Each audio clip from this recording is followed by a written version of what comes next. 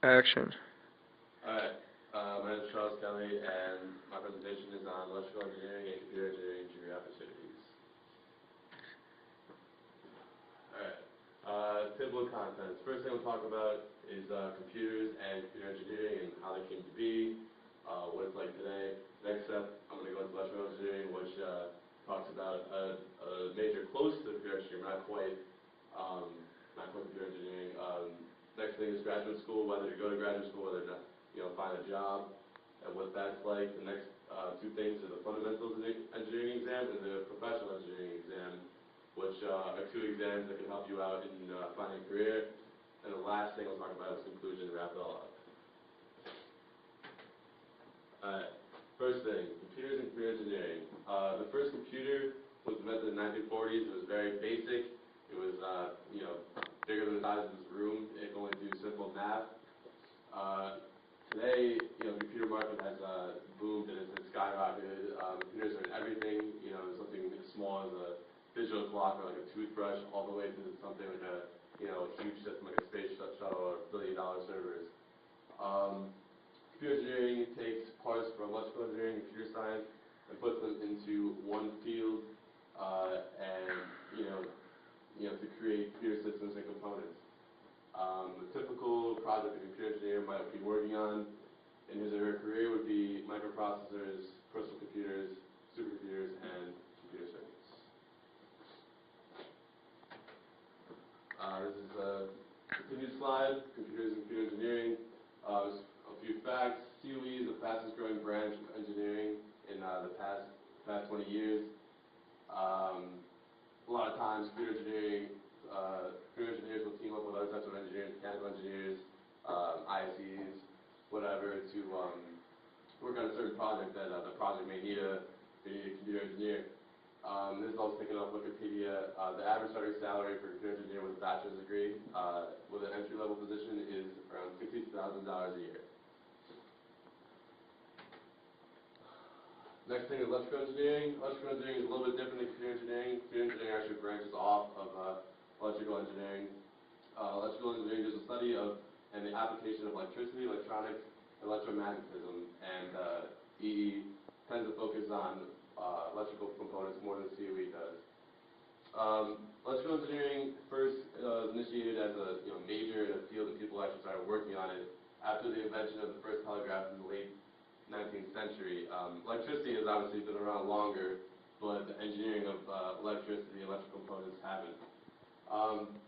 Same thing, EEs along with COEs, they work on projects, that may not require one, but, they still need it. I'll take up Wikipedia. The average starting salary for EE is about $59,000 a year, and out of the 14 branches of engineering, it is the largest. Graduate school.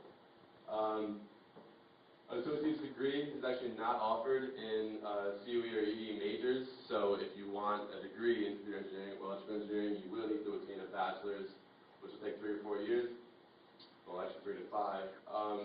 But the question is, what are you going to do after school? Do you continue school, or do you, sit down and find a job, or work part-time or whatever? It takes 1 to 2 years to attain a master's usually. The thing with a master's is, yeah, it's a lot of work, but your salary's going to go up, a decent amount. And a salary with a master's degree, in computer engineering, electrical engineering, is around $8,000 a year.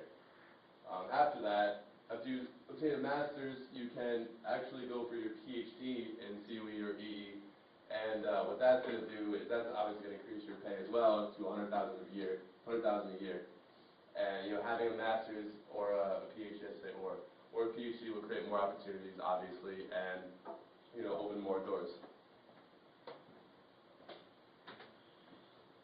One thing you could do is take the fundamentals in engineering exam, also abbreviated as the FE exam. It's the first step into becoming a professional engineer. The test itself is split into two parts. There's a part A, which is 4 hours in the morning, 120 multiple choice, and in the afternoon there's a 4-hour test that contains 60 multiple choice. You can take the first part at any time, so you can take it straight out of college if you wanted to. But the second part requires you to have at least 4 years of qualified experience in the workplace, wherever it may be. And that's 4 years if you graduated from an ABET accredited school in engineering, like Binghamton's ABET accredited. If you're not ABET accredited, or say you majored in engineering technology, then it'll take around 6 to 8 years.